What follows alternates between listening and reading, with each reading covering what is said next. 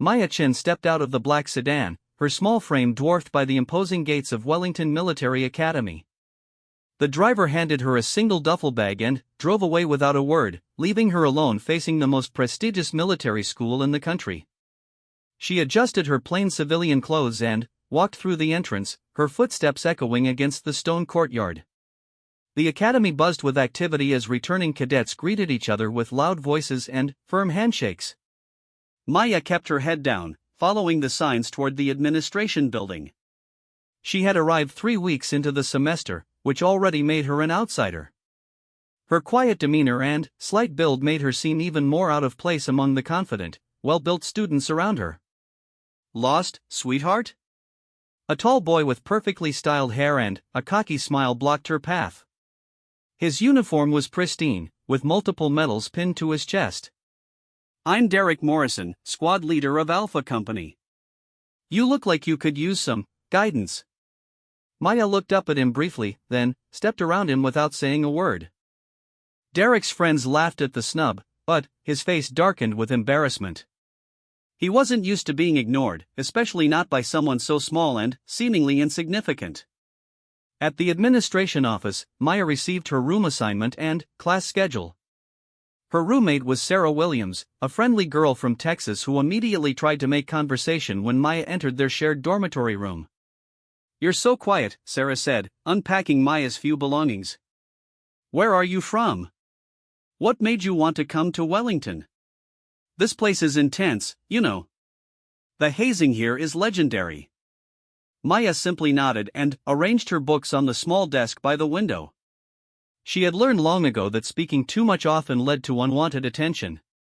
At 17, she had already lived in 6 different foster homes in 3 different cities. Survival meant staying invisible. The next morning brought Maya's first real challenge. Physical training began at dawn, and she found herself lined up with 30 other cadets in the gymnasium. Instructor Phillips, a weathered former Marine, looked her up and down with obvious skepticism. New girl, he barked, you sure you're in the right place? This isn't summer camp. Maya remained silent, keeping her eyes forward. Phillips assigned her to Derek's training group, which drew snickers from the other cadets. Derek's reputation for making life difficult for weaker students was well known throughout the academy. The morning's exercises included rope climbing, obstacle courses, and combat drills. Maya kept pace with the group, though she struggled with some of the more demanding physical challenges. She noticed Derek watching her carefully, looking for signs of weakness. During combat training, cadets were paired off to practice defensive moves. Derek volunteered to partner with Maya, his smile not reaching his eyes. The other cadets formed a circle to watch. Don't worry, new girl, Derek said loud enough for everyone to hear. I'll go easy on you. Wouldn't want you to get hurt on your first day. Maya took her position across from him, hands raised in the basic defensive stance they had just learned. Derek moved forward aggressively, throwing punches that came closer to connecting than they should have in a training exercise. Maya blocked what she could and absorbed the rest, never striking back or complaining when Derek's hits landed harder than necessary. Fight back. Derek taunted. What's wrong with you? Are you scared? Maya continued to defend herself without retaliating, even when Derek's elbow caught her ribs during what was supposed to be a simple grappling exercise. The other cadets watched in uncomfortable silence as Derek grew more frustrated with her lack of response. That's enough, Instructor Phillips finally called, though he had let the one-sided sparring continue longer than he should have. Maya walked away with bruised ribs and a cut lip, but she hadn't made a sound during the entire encounter. Sarah was waiting for her after class, concern written across her face. Why didn't you fight back? Sarah asked as they walked to their next class. Derek was being way too rough. You could have reported him. Maya shook her head. Reporting problems had never solved anything in her experience. It usually just made things worse. Over the following days, Derek's harassment escalated. He would bump into Maya in the hallways, causing her to drop her books. During mealtimes, he would make comments about her size and her silence, encouraging other cadets to join in.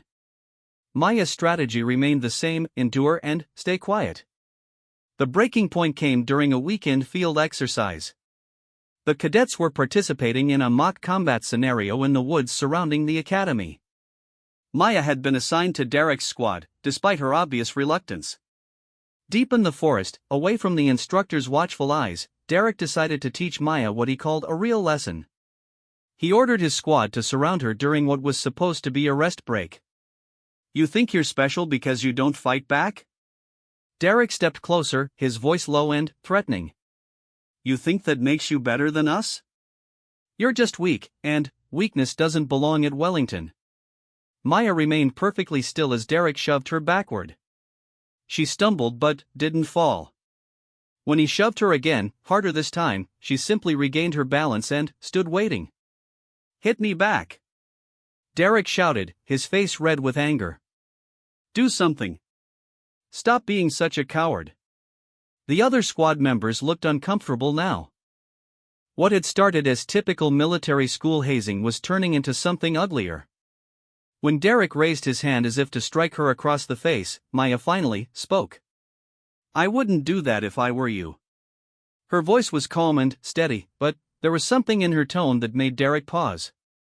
For just a moment, Maya's carefully maintained mask slipped, and Derek saw something in her eyes that made him step backward instinctively.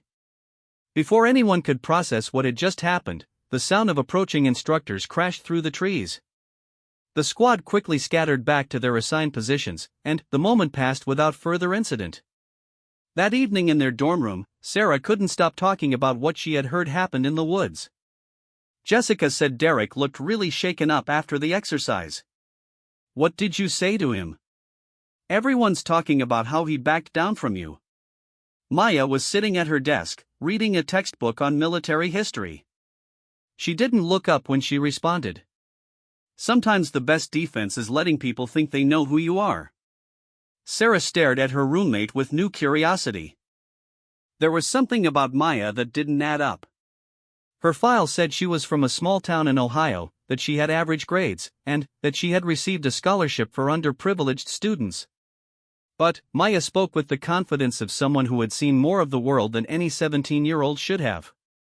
The next week brought a new challenge when the academy announced an upcoming inspection by high-ranking military officials. All cadets would be evaluated on their performance, and the results would determine their standing for the rest of the semester. Derek had been avoiding Maya since the incident in the woods, but the pressure of the upcoming inspection made him desperate to reassert his dominance. He began spreading rumors about Maya, suggesting she didn't belong at the academy and that her scholarship was probably a mistake. Maya continued her routine of attending classes, completing assignments, and staying out of trouble. But Sarah and a few other observant cadets began to notice things about their quiet classmate that didn't match her supposed background. During a history class discussion about recent military conflicts, Maya demonstrated knowledge that went far beyond what any textbook could provide. When their tactics instructor posed a complex strategic problem, Maya solved it in minutes while other cadets struggled for the entire class period. Most telling of all was an incident during a language lab session. The instructor was playing audio recordings in various foreign languages for identification purposes. While other cadets managed to identify common languages like Spanish and French, Maya correctly identified Dari, Pashto, and several Arabic dialects within seconds of hearing them. "Have you studied these languages before, Miss Chen?" the instructor asked, clearly surprised. Maya looked up from her notes with the same neutral expression she always wore. "I pick up languages quickly." But Sarah noticed that Maya had been writing in what looked like Arabic script in the margins of her notebook, and her pronunciation when she had quietly repeated some of the phrases was absolutely perfect.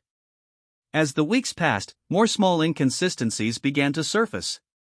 Maya never received mail or phone calls, unlike every other cadet. She never talked about family or friends from home. Most strangely, she seemed to know things about the academy's layout and procedures that should have been impossible for a new student to learn so quickly. The tension between Derek and Maya continued to simmer beneath the surface, but something had fundamentally changed. Derek still made snide comments and tried to intimidate her, but there was a wariness in his approach now that hadn't been there before.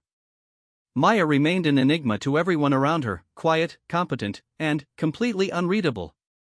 She excelled in her academic classes without seeming to put in extra effort, and, while she still struggled with some of the physical training, she had improved dramatically in a surprisingly short time. The inspection was now just days away, and the entire academy buzzed with nervous energy. Cadets who had been confident now questioned their readiness, while others worked frantically to improve their standings. Maya prepared for the inspection with the same calm, methodical approach she brought to everything else. But Sarah couldn't shake the feeling that her roommate was preparing for something much more significant than a simple military academy evaluation. The truth about Maya Chin was about to surface, and, when it did, it would change everything at Wellington Military Academy. The morning of the inspection arrived with the kind of crisp autumn air that made everything at Wellington Military Academy seem more serious. Maya woke before her alarm, as she always did, and found Sarah already gone for early morning prep. The entire dormitory buzzed with nervous energy as cadets rushed through their morning routines.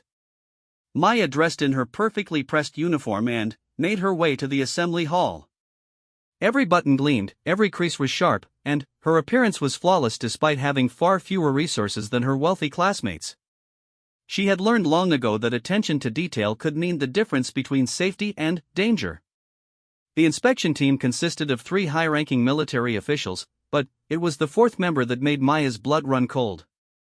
Colonel James Harrison stood at the front of the hall in his dress uniform, his steel-gray eyes scanning the assembled cadets with practiced efficiency. Maya recognized him immediately, though she was certain he wouldn't remember her. After all, she had been just another face in a crowd of refugees 3 years ago. "Today's evaluation will test everything you've learned at Wellington," announced Academy Director Morrison, Derek's father. "Physical fitness, tactical knowledge, leadership skills, and composure under pressure. The results will determine your class rankings and future opportunities." Maya kept her expression neutral, but her mind raced. Colonel Harrison's presence here couldn't be a coincidence. She had worked too hard to build her new identity to have it unravel now. The cadets were divided into groups for different testing stations. Maya found herself assigned to the tactical simulation area, where Colonel Harrison would personally oversee the exercises. Derek was in the same group, along with several other top-performing students.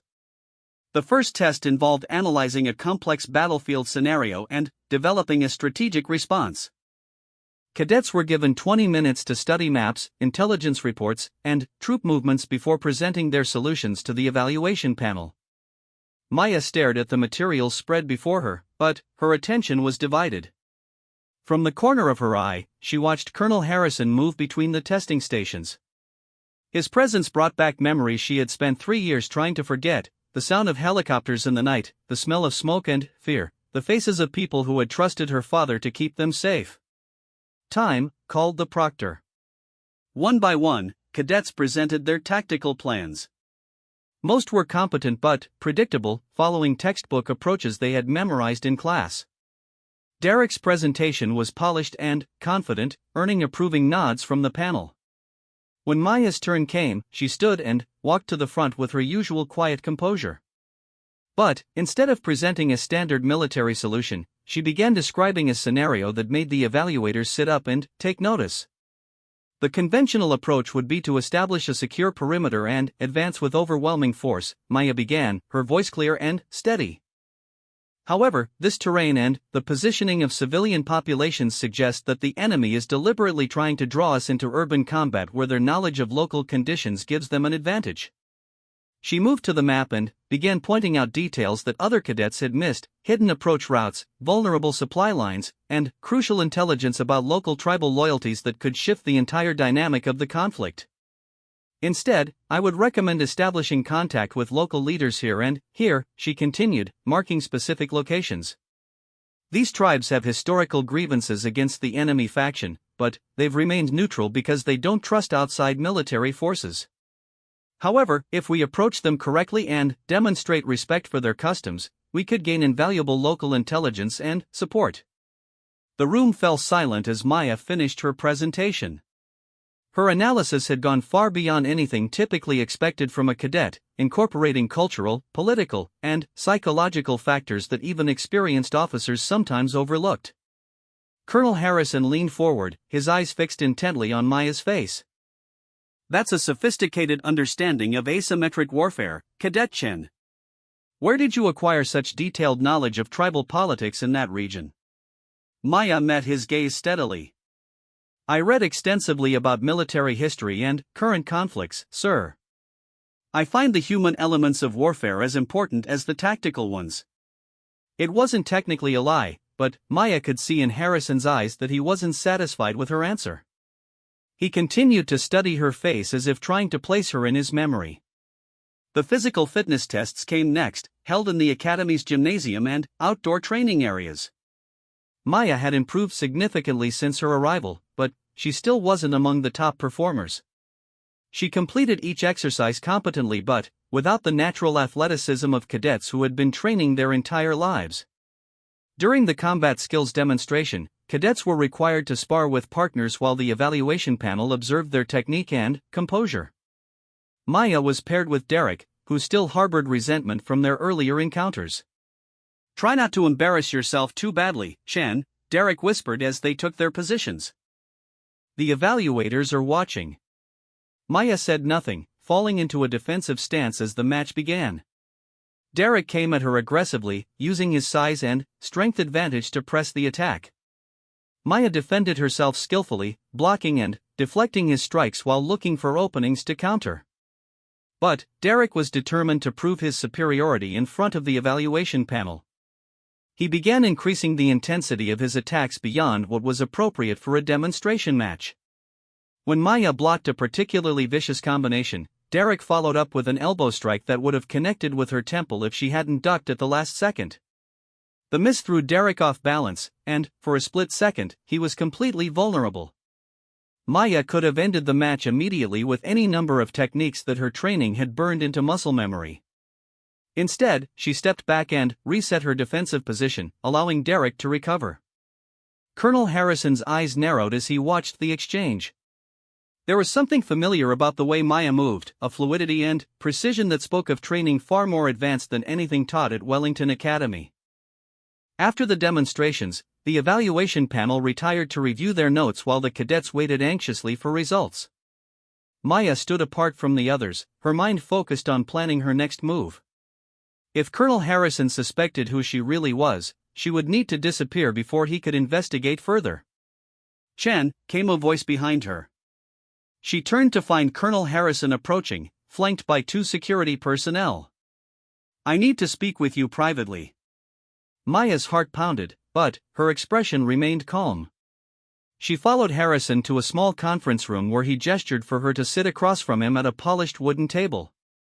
"I've been trying to place you since this morning," Harrison began, settling into his chair with the deliberate movements of a career soldier. "Something about you seems familiar, but your file says you're from Ohio. Says your parents died in a car accident when you were 14. Maya met his gaze without flinching. "Yes, sir. That's correct." Harrison opened a folder and spread several photographs across the table. They were surveillance photos from 3 years ago, showing crowds of refugees fleeing a war zone halfway around the world. His finger tapped one particular image. This was taken in Afghanistan, near the Pakistani border. "We were evacuating civilians from a combat zone that had become too dangerous for our forces to hold." He looked up at Maya. "Tell me, does anything about this photo look familiar to you?" Maya glanced down at the photograph. She could see herself in the crowd, 3 years younger and carrying a wounded child. Standing beside her was a man in civilian clothes who bore a strong resemblance to her current appearance. Her father. "No, sir," Maya said quietly. "I've never been to Afghanistan." Harrison studied her face for a long moment, then leaned back in his chair. "Dr. David Chen was one of our most valuable intelligence assets in the region. He spoke 6 languages fluently and had built relationships with tribal leaders across 3 provinces. His cultural insight saved hundreds of lives and prevented numerous civilian casualties. Maya remained silent, her hands folded calmly in her lap. Dr. Chen had a daughter, Harrison continued. Brilliant girl, from what I heard. Spoke multiple languages, understood the political complexities of the region better than officers with decades of experience. She would have been about your age now. The room fell silent except for the soft hum of the air conditioning system. Maya knew that her carefully constructed identity was crumbling, but she also knew that panic would only make things worse. Harrison reached into his jacket and pulled out another photograph. This one showed Maya and her father meeting with a group of tribal elders in a village marketplace. Maya looked directly into the camera in this shot, her face clearly visible despite the traditional headscarf she wore. Dr. Chen and his daughter disappeared during the evacuation 3 years ago, Harrison said softly. We assumed they had been killed when insurgents overran their position. Their bodies were never found. Maya looked down at the photograph of herself and her father. In it, she looked confident and happy, working alongside him to help people caught in an impossible situation. That girl seemed like a stranger now. My father saved a lot of people, Maya said finally, her voice barely above a whisper. He died trying to protect civilians who couldn't protect themselves. Harrison nodded slowly. Yes, he did. And, from what I remember, his daughter was quite remarkable herself. She had an unusual combination of intellectual brilliance and practical wisdom that made her invaluable in negotiations with local leaders. Maya raised her eyes to meet his. That girl died with her father, Colonel. Maya Chen is just a scholarship student from Ohio who wants to serve her country. For several minutes, neither of them spoke. Harrison gathered up the photographs and returned them to his folder, but his eyes never left Maya's face. The evaluation results will be announced this evening, he said finally. I think you'll find that your performance today was quite exceptional. You have natural leadership abilities that could take you far in military service. Maya stood to leave, but Harrison's voice stopped her at the door. Maya, he said, using her name for the first time. Your father would be proud of the young woman you've become. And, if you ever need anything at all, you know how to reach me. Maya nodded once and left the room, her mind already racing ahead to the challenges that lay before her. Her secret was out, but, somehow, she didn't feel the panic she had expected. Instead, she felt something she hadn't experienced in 3 years, the possibility that she might not have to face the future alone. That evening, the academy's main hall filled with nervous cadets waiting for the inspection results. Maya sat in the back row, her mind still processing her conversation with Colonel Harrison. Sarah slid into the seat beside her, practically vibrating with anxiety. I heard you were called for a private meeting with the evaluation panel, Sarah whispered. Was it about your performance? You looked amazing during the tactical presentation. Maya simply nodded, not trusting herself to explain what had really happened. Around them, other cadets speculated about rankings and discussed their performances with the mix of confidence and worry that came with high-stakes evaluations. Academy Director Morrison stepped to the podium, flanked by the evaluation panel. Colonel Harrison stood slightly apart from the others, his expression unreadable as he scanned the assembled students. Today's inspection demonstrated the exceptional quality of Wellington Academy's Cadet Corps, Morrison began. However, as always, some individuals distinguished themselves through outstanding performance. He began announcing results in reverse order, starting with cadets who had performed adequately but needed improvement. Derek's name was called for the top 10%, which earned him a satisfied smile and congratulations from nearby classmates. Maya expected to hear her name somewhere in the middle rankings. Her physical performance had been competent but unremarkable, and, while her tactical presentation had been strong, she was still the new girl who kept to herself.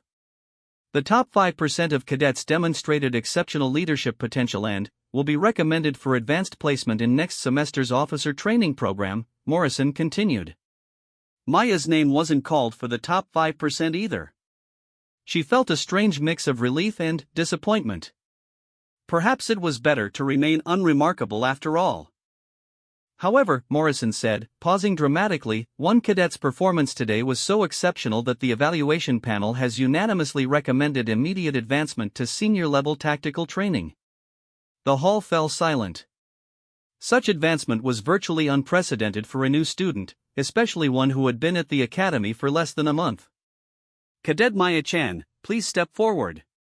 The words echoed through Maya's mind as every head in the hall turned to stare at her.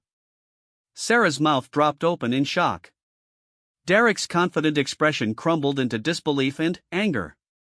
Maya remained seated for a moment, knowing that stepping forward would change everything about her carefully constructed invisibility. But she also knew that trying to refuse would only draw more unwanted attention. She stood and walked to the front of the hall, her footsteps echoing in the sudden silence. Colonel Harrison watched her approach with something that might have been pride in his eyes. Cadet Chen's tactical analysis demonstrated a level of strategic thinking typically seen only in experienced officers, Morrison announced. Her ability to incorporate cultural and political factors into military planning shows exceptional promise for advanced leadership roles. As Maya reached the front of the hall, Morrison handed her a certificate and shook her hand. The gesture should have been a moment of triumph, but Maya felt only the weight of hundreds of curious and resentful stares from her fellow cadets. After the ceremony, cadets began filing out of the hall in small groups, their conversations buzzing with speculation about Maya's sudden prominence. Derek lingered near the exit, his face dark with humiliation and anger. Sarah caught up with Maya as she tried to slip out quietly through a side door. "Maya, that was incredible. I can't believe you're getting advanced placement. You've been here less than a month." Before Maya could respond, Derek's voice cut through the evening air. "Hey, Chen." He strode toward them with several of his friends flanking him. "Impressive show in there. Makes me wonder what you're really doing at Wellington." Maya stopped walking but didn't turn around. "I'm here to learn, just like everyone else." Derek laughed harshly. "Right. New girl shows up out of nowhere, barely speaks to anyone, then, suddenly, she's some kind of tactical genius? That doesn't happen by accident." Other cadets began gathering around them, drawn by the confrontation. Maya could feel the tension building, the same dangerous energy she had learned to recognize in much more perilous situations. "Maybe she cheated," Derek continued, emboldened by his audience. "Or maybe Daddy pulled some strings before he died in that convenient car accident." The mention of her father hit Maya like a physical blow, but she kept her expression neutral. Derek didn't know how close to the truth his wild accusation actually was. "Or maybe," Derek pressed on, stepping closer, "our mysterious scholarship girl isn't who she pretends to be at all." The crowd around them had grown larger, with cadets from various companies gathering to watch the confrontation. Maya realized that Derek was forcing her into a corner where staying quiet would no longer be an option. "You want to know who I really am, Derek?" Maya turned to face him fully for the first time since their encounter in the woods. Her voice was calm, but there was an edge to it that made several nearby cadets step backward instinctively. "I'm someone who learned to survive in places where making the wrong move meant people died. I'm someone who watched stronger, braver people than you fall because they let their emotions override their judgment. And I'm someone who came to Wellington to build a new life, not to waste time with playground bullies who can't handle being outperformed by someone half their size." The crowd had gone completely silent. Even Derek seemed taken aback by the intensity in Maya's voice, though he was too committed to his confrontation to back down gracefully. "Big words for someone who won't even fight back," Derek sneered, but there was less confidence in his tone now. "Why don't you show us all these survival skills you're bragging about?" Maya looked around at the circle of faces watching them. She saw curiosity, excitement, and, in some cases, genuine concern. These were her classmates, possibly her future colleagues in military service. What happened next would define her relationships at Wellington for the remainder of her time there. "You really want to see what I can do, Derek?" Maya asked quietly. Before Derek could respond, Maya moved. In one fluid motion, she stepped inside his guard, grabbed his wrist, and used his own momentum to send him sprawling onto the grass. The entire sequence took less than 2 seconds and appeared almost effortless. Derek scrambled to his feet, his face red with embarrassment and rage. "You got lucky," he snarled, charging toward her with his fists raised. This time, Maya didn't hold back. She sidestepped his clumsy attack, caught his arm, and used a technique her father had taught her years ago. Derek found himself face down on the ground with Maya's knee pressed against his spine and his arm twisted behind him in a submission hold that could have dislocated his shoulder if she had applied just a little more pressure. "The first rule of survival," Maya said quietly, her voice barely audible to the stunned crowd, "is never pick a fight with someone whose capabilities you don't understand." She released Derek and stepped back, offering him a hand to help him up. After a moment of hesitation, Derek accepted her assistance, his earlier aggression replaced by a mixture of respect and wariness. "How did you learn to do that?" asked Jessica Martinez, a senior cadet from Bravo Company. "That wasn't standard academy training." Maya looked around at the faces surrounding her. She could see genuine curiosity now, rather than just entertainment-seeking interest in a fight. These cadets weren't her enemies, they were fellow students trying to understand someone who had just revealed abilities far beyond what any of them possessed. "My father believed that understanding other cultures was essential for military service," Maya said finally. "He taught me languages, customs, and, yes, some martial arts techniques that he had learned during his deployments overseas." It was the first time she had spoken openly about her father since arriving at Wellington, and the words felt strange on her tongue after months of careful silence. "Was your father Special Forces?" asked Marcus Thompson, a quiet cadet from Delta Company who rarely spoke in group settings. Maya shook her head. "He was a civilian contractor. A cultural advisor and translator. He worked in some dangerous places, and he wanted to make sure I could protect myself if something ever happened to him." Sarah stepped closer to Maya, her eyes filled with understanding. "That's why you never talk about home. That's why you know things that other cadets don't. You lived overseas with your father, didn't you?" Maya met her roommate's gaze and nodded slowly. "For a few years, yes. It was an unusual childhood." Derek, who had been listening quietly while nursing his bruised ego and examining his scraped palms, finally spoke up. "I owe you an apology, Chen. I've been giving you grief since you got here, and I never bothered to try to understand why you were different." The admission clearly cost him, but Maya could see that it was genuine. Derek's pride had taken a beating, but his fundamental character wasn't malicious, he was just a privileged kid who had never learned to handle being challenged. "We all have things we'd rather not talk about," Maya replied. "I'm not asking for special treatment or sympathy. I just want to focus on my studies and training." Colonel Harrison's voice interrupted the conversation. "Is there a problem here, cadets?"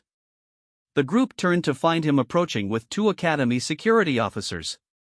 Maya wondered how long he had been watching and how much of the confrontation he had witnessed. "No, sir," Derek said immediately. "Just a training exercise.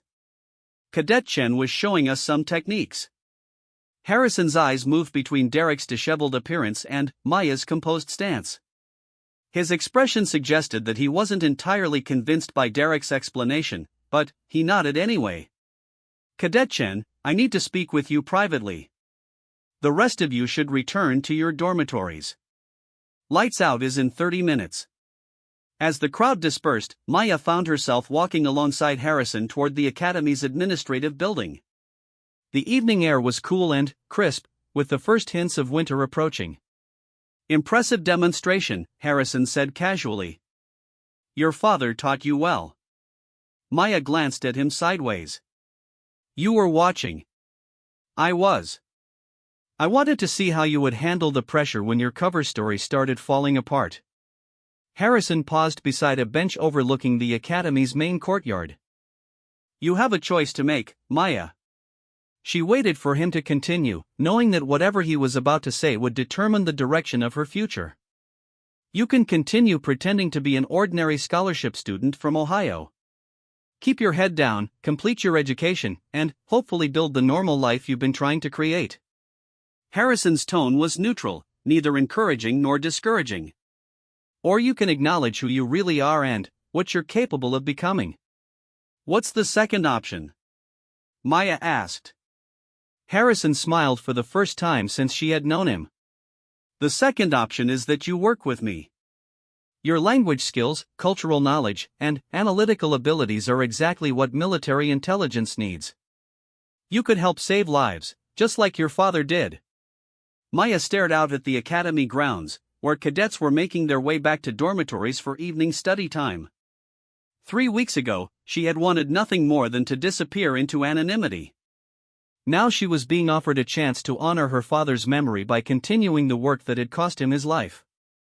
I'll need time to think about it, Maya said finally. Harrison nodded. Take all the time you need. But, Maya?